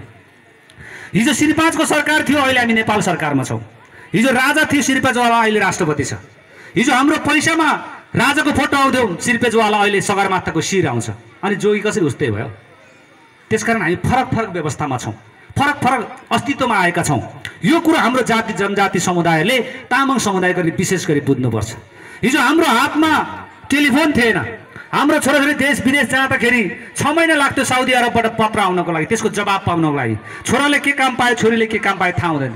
आज हाम्रो आँगनमा घरबाट निस्किँदै गर्दा, प्लेनमा चढ्दै गर्दा भिडियो कलबाट उहाँ पुगेर प्लेनबाट लेन गर्दै गर्दा त्यहाँको काममा के गरिरहेछ भन्ने कुरा हामी भिडियो च्याटमा हेर्न पाउँछौँ। आफ्नो श्रीमान श्रीमती गफ गर्न पाउँछौँ। हिजो त्यो थिएन नि त। यो कसले ल्यायो? कृष्णबहादुर महरा सूचना तथा सञ्चार मन्त्री हुँदाखेरि हात हातमा मोबाइल सेट, घर घरमा इन्टरनेट भनेर उसले ल्याएको नारा हो। त्यसले गर्दा आज तपाईँको घरमा, तपाईँको हातमा 2-3वटा सिमको मोबाइल छ, डबल सिमवाला। अनि जोगी उस्तै हुँदैन है, परिवर्तन भएको छ। हिजो डाँडा पाखामा बाख्रा चराउनु पर्यो, घाँस काट्न जानु पर्यो भने डाँडामा बसेर ओ साइली तिनीहरू हानङ छसेला भन्ने सोध्नु पर्थ्यो। अहिले त फोनबाट कुरा हुन्छ। हिजो त छोराछोरीको बिहेको बारी गर्नु पर्यो भने ताम्बा गन्बले सगुन बोकेर जानु पर्थ्यो। अहिले त फोनबाट टुङ्ग्याउँछ बिहेको कुरा पनि। ताम्बन चाहिँदैन, गन्बन चाहिँदैन, फोनमा म्यासेजको भरमा कुरा मिलिहाल्छ। यो आधुनिक कम्प्युटरको युग आयो, 21औं शताब्दीको युग आयो। यसलाई कुन ढङ्गले प्रयोग गर्ने भन्ने कुरा चाहिँ हाम्रो आफ्नो कुरा हुन्छ। त्यसकारणले हामीले आफ्नो मूल्य मान्यता र जीवन पद्धतिको कुराहरूलाई यो ढङ्गले लिन जरुरी छ। मैले अघि सरकारले बजेटिङ नगरेको कुरा, हाम्रो कार्यक्रमलाई सरकारले प्राथमिकता नदिएको कुरा गर्नु हो। सरकारहरू, स्थानीय सरकारहरू प्रदेश सरकार संघीयताको मोडलमा पहिलो अभ्यास हो। सरकार बनेका मान्छेहरू, हामीले मतदान गरेका मान्छेहरू हाम्रो समुदायकै प्रतिनिधि हुनुहुन्छ। तर उहाँहरूलाई चिन्तन चेतना अहिले पनि संघीयताको मर्म अनुसार आफू नै स्वविवेक हो, आफूले नै नियम र कानुन बनाएर परिचालन गर्नुपर्छ भन्ने छैन। हामीले अझै पनि एकात्मक शासनले माथिबाट सिकाइदिनुपर्छ, देखाइदिनुपर्छ भन्ने चिन्तामा छ। त्यो खालको मानसिक चेतना बोकेर बसेका छन्। त्यसकारण नियम र नीति कानुन तल बनाउने माथिबाटै बनाउनुपर्छ भन्ने भावनाले गर्दा अगाडि बढ्न सकेन। अनि लोछारमा बजेट दिने कि नदिने, उभौली दिने कि नदिने भन्ने सङ्घीय सरकार र प्रदेश सरकारलाई सोध्ने कुरा होइन। अनि यो समुदाय जनजाति महासङ्घ, एकल जातीय संस्थाहरूले पनि सरकारले बनाउनुपर्छ, अब उसले मात्रै गर्नुपर्छ भन्ने पनि होइन। हामीले पनि राजनीतिक पार्टी, सरकार हाम्रो भएको हुनाले, हामीले बनाएका हुनाले त्यो हाम्रै पार्टी हो, हाम्रै सरकार हो। उसलाई सहयोगीको भूमिकामा हाम्रो पनि सृजनशील हस्तक्षेप हुनुपर्छ। हाम्रो अहिले सृजनशील हस्तक्षेप छैन, घुर्की देखाउने खालको, धम्की देखाउने खालको, यस्तो खालको हुन्छ। हाम्रो अनुरोधहरू, हाम्रो प्रस्तावहरू कसैले चित्त बुझाउने खालको हुँदैन, चित्त दुखाउने खालको हुन्छ। अनि चित्त दुख्यो भने पित्त फाट्छ, पित्त फाटेर चाहिँ हुने कुरो हुँदैन। हामीले चित्त बुझाएर लिनु पर्यो, चित्त दुखाउने गरी होइन, चित्त बुझाउने गरी हाम्रो अभियान चाल्नुपर्छ। अब जब यो बजेट बनाउँछ, कहिले सङ्घीय सरकारले बजेट बनाउँछ, जेठको 15 गते नीति कार्यक्रम प्रस्तुत गर्छ। प्रदेश सरकारले असारको 1 गते नीति र कार्यक्रम प्रस्तुत गर्छ। अनि स्थानीय सरकार तपाईँको सडान नगरपालिकाले असारको 10 गते आफ्नो नीति कार्यक्रम र बजेट प्रस्तुत गर्छ। त्यो दिन गरेन भने त्यो मिल्दैन, अर्थ मन्त्रालयले स्वीकृत गर्दैन। त्यो दिन गर्नुपर्छ। असारको 10 गते नीति कार्यक्रम बनाउने बेलामा, बजेट छुट्याउने बेलामा तपाईँले लोछारलाई त्यहाँ प्रस्ताव राख्न जानु भएको छैन। लोछार त माघमा आउँछ, अनि अहिले गएर खोज्छ, निवेदन दिन्छ, त्यहाँ बजेटै हुँदैन, कहाँबाट दिने? हामीले असारको 10 गतेभन्दा अगाडि नीति कार्यक्रम बनाउने बेलामा लबिङ गर्नु पर्यो। असारको 1 गतेदेखि असारको 10 गतेको बिचमा जनजाति महासङ्घले हुन्छ या तामाङ घेदौले हुन्छ। अब आउने यो वर्षमा हाम्रो समृद्धिको लागि, हाम्रो सुशासनको लागि, हाम्रो चाडपर्व र हाम्रो मौलिकताको विकासको लागि तपाईँको सडक नगरपालिकाको नीति कार्यक्रममा हाम्रो यो बुदाहरू समावेश हुनु पर्यो। यसरी बजेट विनियोजन गर्नु पर्यो भनेर तपाईँको कार्यालयमा अबको नीति कार्यक्रममा आदिवासी जनजातिको सरोकार भनेर अन्तर्क्रिया राख्नुहोस्, बुदा प्रस्तुत गर्नुहोस्। त्यो राख्न सकेन भने त एक दिन बरु 4-5 जना जानुहोस्, आफ्नो बुदाहरू लेखेर मेयर साहबको टेबलमा, कार्यकारी प्रमुखको टेबलमा राख्नुहोस्। त्यो गर्न सक्नु लबिङ भनेको त्यो। अनि त्यो भएन, हामी पुगेनौँ, त्यो बेला छुट्यो। छुटेकै भए पनि अघि वडा अध्यक्षज्यूले भन्नु भने हामी त्यो बेला माग्न गएको त होइन, अहिले लोसार आयो माग्न जानुभयो, भाँडामा भए पो दिने, ढुकुरीमा भए पो दिने। त्यही पनि कोही मान्छे माग्न आउँछ होला भनेर उहाँको स्वविवेकले आदिवासी जनजाति सांस्कृतिक प्रवर्धनको लागि यति लाख भनेर उहाँले एक मुष्टमा राख्नुभयो होला। त्यो चाहिँ उहाँहरूको नीति कार्यक्रम प्रकाशित भएर आउँछ, श्रावणको पहिलो हप्तादेखि त्यो कार्यान्वयनमा आउँदाखेरि त्यो एउटा बुकलेट प्रकाशित हुन्छ, नीति कार्यक्रम र बजेटको योजनाको बुक प्रकाशित हुन्छ हरेक नगरपालिकाको, हरेक स्थानीय सरकारको। कम्तीमा त्यो बुकलाई ल्याएर तपाईँले अध्ययन गरेर हेर्नुहोस् के परेछ त, हामीले नमाग्दाखेरि पनि यहाँको सरकारले के लेखेछ त त्यहाँ भनेर हेर्ने, सांस्कृतिक सामाजिक विकासमा के लेखेछ, भौतिक पूर्वाधारमा के लेखेछ भन्ने हेरिसके पछाडि त्यो बुँदा जो हाम्रो सरकारसँग मिल्छ अनि त्यो बुँदाको नीति, त्यो बुँदाको बजेट कार्यान्वयनको लागि अनि फेरि आफूले प्रस्ताव बनाउने, योजना बनाउने। त्यो बजेट छ, फेरि हामी योजना बनाउन जान्दैनौँ। अनि पहिला त बजेट बनाउन जानु पर्यो, बनाएको छैन भने उहाँको स्वविवेकले बनाएको बजेटलाई फेरि सही ढङ्गले कार्यान्वयन गर्न जानु पर्यो।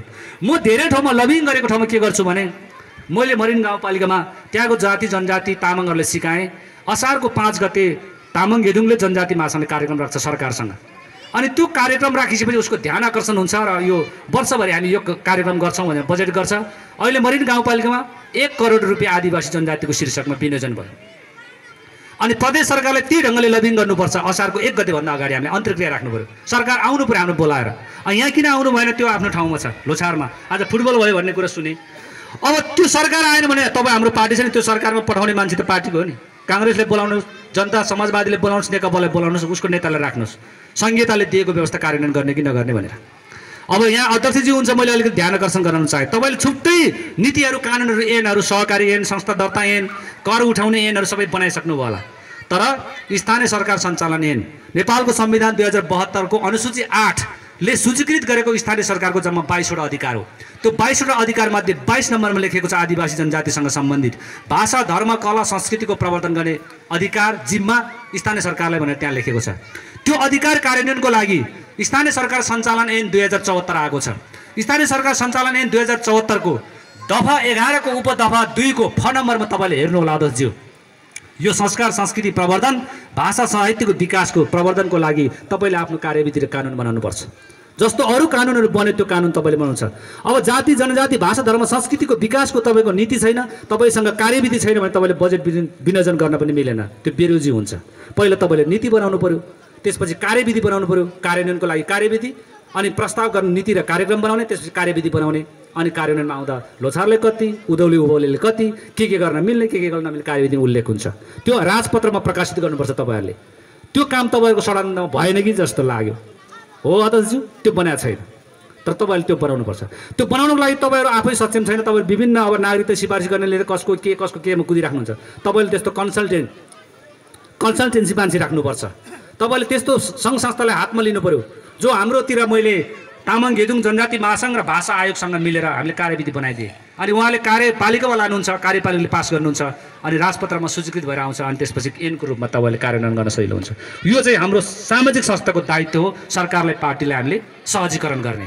हामी त्यो सहजीकरण गर्दै पनि यो केही होइन, फेरि केपी ओलीको जस्तो दम्बले यो केही होइन, यो केही गर्नु पर्दैन भन्ने आयो भने त्यसपछि कानुनको दफामा टेक्ने, त्यो विधिमा टेक्ने, अनि हामी पनि अदालत पुग्छौँ कि कानुनको दायरामा यो ऐन बमोजिम काम गर्न सकेन भन्ने। यहाँको आदिवासी जनजाति उत्पीडित जाति समुदाय हुन्छ, त्यसले नगर परिषद गर्न नदिने। असारको 10 गते बजेट प्रस्ताव गर्दै हुनुहुन्छ, त्यसमा हाम्रो नीति कार्यक्रम आएन भन्ने थाहा पायो भने लगेर ताला लगाइदिने। हामीले ताला पनि लगाइदिउँ, हामीले त्यो सृजनशील हस्ता चाहिँ ताला लगाइदिने, खोल्न नदिने। अब आउँछ नि वार्ता गर्न हामीसँग, अनि किन भन्यो भने त कानुन पल्टाइदिने। स्थानीय सरकार सञ्चालन ऐन दफा 11 उपदफा 2 फ हो यो कार्यक्रम तपाईँहरूको नीति कार्यक्रम बन्ने। अब आउँछ झुकेर त्यो, त्यसपछि ताला खोल्ने, अनि फेरि कार्यक्रम गर्ने, सबै मिलेर बजेटिङ बनाउने। यो ढङ्गले हामीले सहजीकरण गऱ्यो भने हामी अगाडि जान सक्छौँ। यो कुराहरू राख्नको लागि नै हो हामी लोछारको सन्दर्भमा नाच्ने गाउने सन्दर्भ मात्रै नभएर धेरै कुराहरू हाम्रो मान्छेले बुझाउनु छ, सिकाउनु छ भन्ने हिसाबले। पूर्वको तामाङहरूको आफ्नो समस्या, पश्चिमको तामाङको आफ्नै छ, देश विदेशमा पुगेको तामाङको आफ्नै समस्या, तर सबैको त्यो साझा समस्या हो। त्यो साझा समस्यालाई एकीकृत गर्नको लागि, सङ्गठित गर्नको लागि पूर्वदेखि पश्चिम तामसालिङ यो सबैतिरको तामाङलाई एकरूपतामा बदल्नको लागि हाम्रो अभियान जारी रहन्छ। नेपाल तामाङ घेदुङ त्यस्तो संस्था हो जो विश्वविद्यालयमा पढ्न नपाएका, हाम्रो पाठ्यक्रम पाठ्यपुस्तकमा पढ्न नपाएका विषयवस्तुहरू हाम्रो तामाङ घेदुङको पाठशालामा, तामाङ घेदुङको अभियानमा तपाईँहरूले जोइन हुनुहोस्, तपाईँहरू भर्ना हुनुहोस्, तपाईँले नयाँ ढङ्गले थाहा पाउनुहुन्छ आफ्नो जीवन के हो, आफ्नो कला के हो, आफ्नो साहित्य के हो, आफ्नो चाडपर्व मूल्य मान्यता के हो भन्ने कुरो थाहा पाउनुहुन्छ। मैले लामो बोलेँ, त्यसकारणले अन्तिममा मलाई यो ठाउँसम्म ल्याउनको लागि जुन ढङ्गले यहाँको मोहनजीहरू, बिरबारजीहरू, मक्करजीहरूले कोसिस गर्नुभयो, परारको वर्ष पनि उहाँले कोसिस गरेँ, मैले टाइम मिलाउन सकेन किनकि म धेरै व्यस्त हुन्छु, बिजी हुन्छु। यो पटक चाहिँ मैले अरू ठाउँको कार्यक्रम जो मेरो आफ्नै गाउँकै कार्यक्रमलाई क्यान्सल गरेर म तपाईँहरूको लागि टाइम दिन्छु भनेर फेरि टाइम दिँदा यो धेरै टाढा पर्ने, आउनलाई 2 दिन लाग्छ, फर्किन 2 दिन लाग्छ, 4 दिन लाग्छ। त्यसकारणले प्लेनमा आउनुपर्ने बाध्यता भयो, जसको लागि यहाँको सहयोगी हातहरूले प्लेनको टिकट पनि स्पोन्सर गर्नुभएको छ। यस्तो सहयोगी हातहरूप्रति म गर्व गर्छु, गौरव गर्छु। जोरदार यहाँहरूले पनि ताली लगाइदिनु होला, उहाँलाई बधाई ज्ञापन गरौँ, किनकि यस्तो सहयोगी हातहरू हामीले जुटिराख्नुपर्छ। त्यस ढङ्गले म यहाँ आइपुगेँ। अनि जो शक्तिमा रहनको लागि राजनीति गर्नुपर्छ, राजनीति बुझ्नुपर्छ, सामाजिक विचारसहितको राजनीतिक जागरण हुनुपर्छ। अनि सामाजिक मुद्दासहितको राजनीतिक जागरण भएन भने, राजनीतिक विचारसहितको सामाजिक जागरण भएन भने नि त्यो नाच्ने गाउनेमै सिद्धिन्छ, त्यहाँ विचार जोडेन भने। अनि राजनीतिक विचार के अरे सामाजिक विचारसहितको राजनीतिक जागरण भएन भने फेरि के हुन्छ, राजनीतिले यो मुद्दा बुझ्दैन, हामी वर्गीय कुरा गर्ने हो, यो जातीय कुरा होइन भन्न थाल्यो भने फेरि चाहिँ यो उत्पीडनमा परेका भाषा, धर्म, संस्कृति, भूगोल, क्षेत्र, लिङ्गको मुद्दा चाहिँ छोड्छ। त्यसले वर्गको मात्रै कुरा गर्छ। वर्ग भनेको आर्थिकसँग मात्रै सम्पन्न हुन्छ, आर्थिक रूपले मात्रै, वर्गीय हिसाबले धनी र गरिबको मात्रै कुरा हुन्छ। आज हामी धनी र गरिबको मात्रै होइन, नेपालको सामाजिक अन्तर्विरोध भनेको भाषिक पनि हो, सांस्कृतिक पनि हो, वर्गीय पनि हो, क्षेत्रीय पनि हो, लिङ्गीय उत्पीडन पनि हो। त्यसकारण सबै प्रकारको, सबै खालको विभेद र उत्पीडनको अन्त्य नगरिकन राज्य समृद्ध हुँदैन, सुखी नेपाली र समृद्ध नेपाल बन्दैन। त्यो समृद्ध नेपाल र सुखी नेपाली भनेका छौँ हामीले, त्यो भित्र दललाई, सरकारले के भन्छ, सुखी नेपालीले पुग्दैन, खुसी नेपाली हुनुपर्छ। हामी सुखी त छौँ नि, लोथार मान्न पाएको छैन, पात्रमा कुकुरको चार छ, हामी कसरी सुखी हुने, खुसी हुने? हामी खुसी नेपाली हुनुपर्छ। खुसी नेपालीले मात्रै समृद्धको सार्थकता दिन्छ। त्यसकारण राजनीतिक चेतना भएको भने मात्रै हामी शक्तिमा पुग्छौँ, शक्तिशाली हुन्छ। जो राजनीतिक चेतना छ, सङ्घ संस्थामा लाग्नुभयो, पार्टीमा लाग्नुभयो, नेतृत्वमा आउनुभयो, यहाँ राजनीतिक चेतना बोक्ने जति सबै यता छ। यहाँ भाषण गर्न सक्छ मञ्चबाट, चेतना छैन र भने उहाँले सुनाउने कुरामा ताली बजाउनेहरू चाहिँ यता हुन्छ। फेरि ताली बजाउनेहरूको जिन्दगी चाहिँ यस्तै हुन्छ, भित्तामा मात्रै, नेतृत्व गर्ने यता हुन्छ। हाम्रो मान्छेले सोध्यो भने शक्तिशाली को भन्यो भने राज्य सम्हाल हो भन्छ, महानायक राज्य सम्हाल हो नि। राज्य सम्हाल केमा मात्रै शक्तिशाली हो भन्दा छ, हे भन्ने ठाउँमा के अरे मित्रको लागि सलाम हो, दुश्मनको लागि फलाम हो भन्छ। त्यो फिल्ममा मात्रै शक्तिशाली हो। देश चलाउनको लागि चाहिँ राजनीतिक शक्तिशाली हो। राजनीतिक शक्तिशाली भएका कारणले केपी ओली 2 पटक किडनी फेलेर पनि यो सरकार, यो सत्ताको दण्ड चलाएर बसेको छ। त्यो केले गरेको भन्दा किडनी छैन, तर राजनीतिक चेतनाको शक्ति छ नि। त्यसकारण तामाङ जनताले त्यो राजनीतिक चेतना, आदिवासी जनताले त्यो जङ्गको चेतना विकास गर्न सकेन भने हामीले सत्ता चलाउन सक्दैनौँ, सत्ता प्राप्त गर्न सक्दैन। त्यो सत्ता प्राप्तिको लागि चेतनाको विकास गर्न जरुरी छ। त्यो चेतनाले मात्रै सबै जाति, वर्ग, क्षेत्र, लिङ्गको मान्छेहरूलाई एकीकृत गरेर मात्रै समृद्ध बनाउन सक्छौँ भन्छ। एकल ढङ्गले तामाङ मात्रै हुनुपर्छ, जनजाति मात्रै हुनुपर्छ, बाहुन छेत्री चाहिँ कोही हुनु हुँदैन भन्ने थाल्यो भने त्यो पनि द्वन्द्व सिवाय केही पनि होइन। हामीले बाहुन छेत्री, महिला, दलित, मधेसी, दलित समुदायदेखि सबैलाई सँगसँगै लिएर जाने विचारको प्रवाह गर्नुपर्छ। त्यो विचारले मात्रै समृद्ध नेपालको निर्णायक ठाउँमा हामी पुग्छौँ। त्यसको लागि पार्टी र सत्तालाई, पार्टी र सरकारलाई लबिङ गर्ने, जनता र समुदायलाई क्याम्पेनिङ गर्ने, यो दुईटा कुरो यो आउने लाङ लोछारले तपाईँहरूले सम्पन्न गरोस्। यो धारालाई प्रवाह गरेर अगाडि बढोस् र सरकार पार्टीसँग लबिङ र क्याम्पेनिङको मुद्दालाई विशेष जोड दिँदै अगाडि बढोस् भन्ने कुरा याद राख्दै अन्तिममा रङ्गेन तामाङ हिन्न बिसाम तामाङ गैरिन ताम्बाङ्गो यावा, रङ्गेन तामाङ हिन्न बिसाम तामाङ गैरिन ताम्बाङ्गो यावा, सुखरी मुसाई दुखरी मुसाई बङ्सला रिमठिन थाब्याङ्गो यावा, सुखरी मुसाई दुखरी मुसाई बङ्सला रिमठिन थाब्याङ्गो यावा, लासो ख्यापोला थुजेसे।